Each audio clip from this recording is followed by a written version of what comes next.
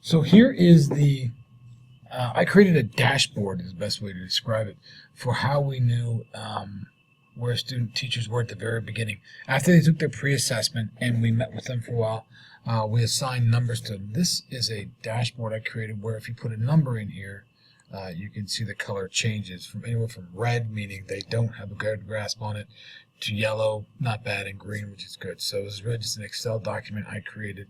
You can see he has a 25. If I give him a 0, he goes to red right away.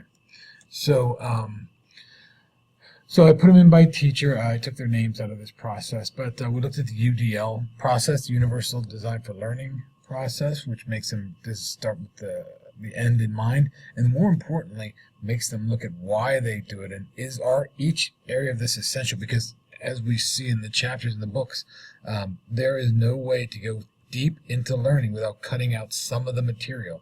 So the UDL process forces them to cut out any of the material that isn't absolutely necessary. So that's why we start with that one. Project-based learning, formative assessments, are they good at that? You can see this wasn't bad for them. Several teachers have been trained already in PBL. Some had actually, the younger teachers had already learned UDL in school.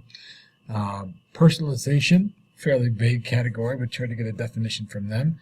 SAMR, substitution, augmentation. Those two, if you're using technology, that they are not enough. They're below the line when using technology. We want to modify and redefine the M&R, or modify and redefine, to get above the line in SAMR.